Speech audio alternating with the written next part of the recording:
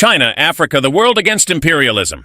American imperialism is the expansion of American political, economic, cultural, media, and military influence beyond the boundaries of the United States of America.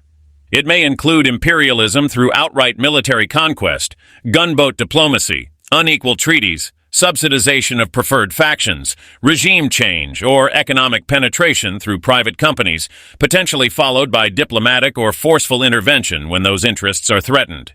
In 2015, David Vine's book Base Nation found 800 U.S. military bases located outside of the U.S., including 174 bases in Germany, 113 in Japan, and 83 in South Korea.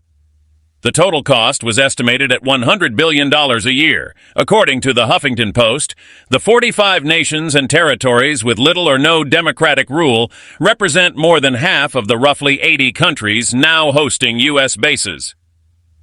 Research by political scientist Kent Calder confirms what's come to be known as the dictatorship hypothesis. The United States tends to support dictators and other undemocratic regimes in nations where it enjoys basing facilities. China ends up being the leader of the socialist and progressive world. It's willy-nilly. Whether you want the role or not, it is thrust upon you. You are the focus of the imperialist onslaught. You are the main target for the US's attempt to re-establish its hegemony over the world. Thank you very much. Good afternoon, comrades, friends. It's a great pleasure to be here. I've been asked to speak a bit about geopolitical changes on the African continent. It's a huge topic, but I'll try and break it down a bit. So, core message is that Africa, based on its history, based on current trends, and the way geopolitics, global politics is shaping up, really has two possible futures. One, there's a Pan-Africanist future that allows us to participate in global affairs as a single large continent in a multipolar framework with all the other major blocs and countries of the world. The other possibility for Africa is that we are recolonized. Our old colonial masters in Europe and their new colonial master, the United States, have every intention to resume direct control of our affairs in a way they have not had since the 60s and 70s. Why does this matter? We live in times of conflict. There's a low-key global war underway between the progressive socialist forces of the world that want to establish a new alternative for organizing society. On the other hand, we have the forces of imperialism led by the United States, which seek to destroy any possibility of an alternative. By the sheer facts of history and the logic of struggle, China ends up being the leader of the socialist and progressive world. It's willy-nilly. Whether you want the role or not, it is thrust upon you. You are the focus of the imperialist onslaught. You are the main target for the US's attempt to re-establish its hegemony over the world. It's a Cold War now, but it could very quickly become a very hot war. The nature of war allows for many accidents and unpredictable consequences. So things could change even just as a result of the irresponsible statements.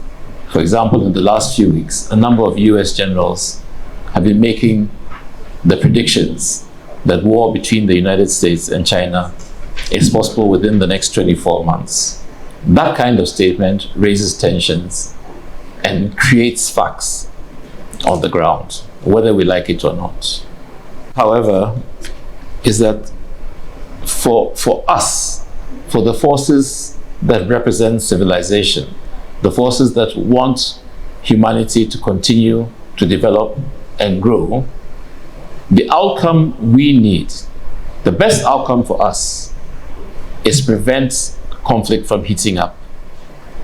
In other words, to win the confrontation without the enemy firing a single shot. That's the best outcome for us, because clearly time is on our side.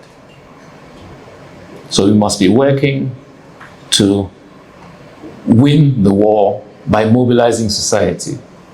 That kind of deterrence requires alliances.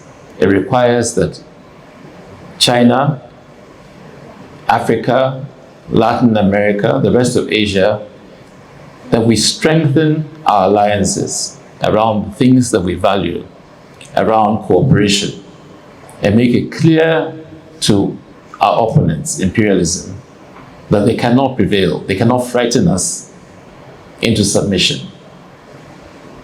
I'm not saying that we don't also prepare for the alternative. We must prepare. The forces we fight against are crazy enough to do something silly. And we must learn to encircle imperialism and to establish the authority of the new world that is possible.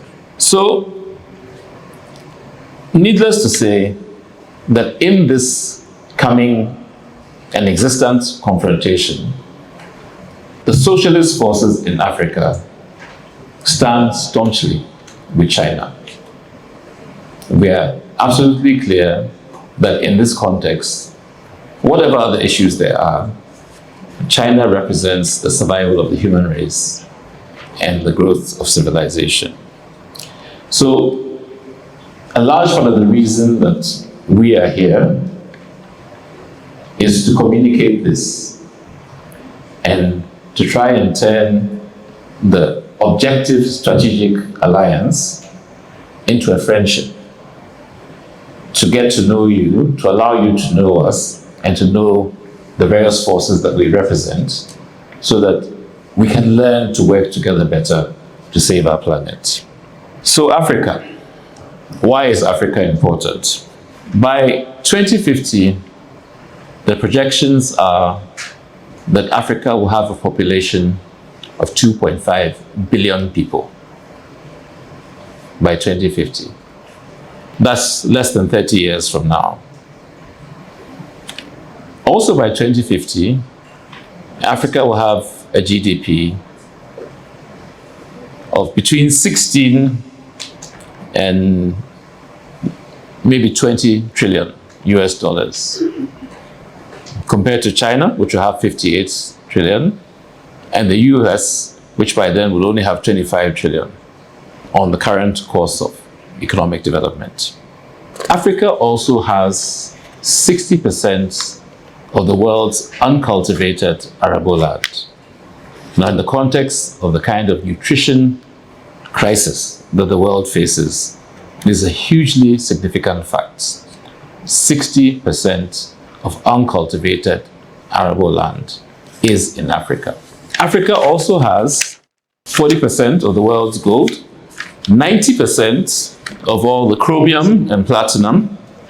We have the world's largest reserves of cobalt, diamonds, uranium, nickel, silver, and several other strategic and precious minerals. Africa also has, significantly in the context of the current and evolving conflict, 54 seats out of 198 in the United Nations organization. Africa represents a quarter of the votes in the UN. Africa represents a very important bloc. I'm not suggesting that Africa has a monolithic vote, but the way Africans think about the rest of the world is important for how the world's various contexts and cooperation evolve. So, simply put, Africa's resources are critical for the development of humanity. But they are also critical for the logistics of conflicts. Either way, who Africa makes friends with, who Africa supports, who Africa is in solidarity with, is an important issue for the future of the world. Now, it is in this context that two trends are emerging around African geopolitics. This is vastly oversimplified, I know, but just to get the point across. So China is reaching out in solidarity, in friendship, in trade. It is developing infrastructure. It is financing projects. It is engaged in collaboration. It is engaged in cultural exchanges, education, etc. with Africa. Across the length and breadth of the continent, China is establishing mutually beneficial and science-based relations with Africans. And that is good.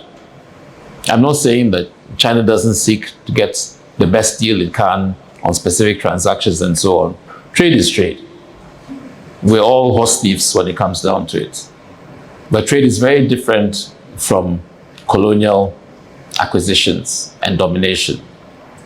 Now, on the other hand, imperialism's, and particularly the US and Europe's response to the fact of Africa's potential wealth is very different. That seeks to dominate and to control Africa's future. And this is partly an objective in itself, to access these resources for the benefit of American capital, American transnational corporations, and so on. So this is the context in which African geopolitics is changing. Hey, hello friends, we come to the end already. Have you subscribed yet? Yes, press the subscribe button and the like button and the share button. Thank you and have a nice day.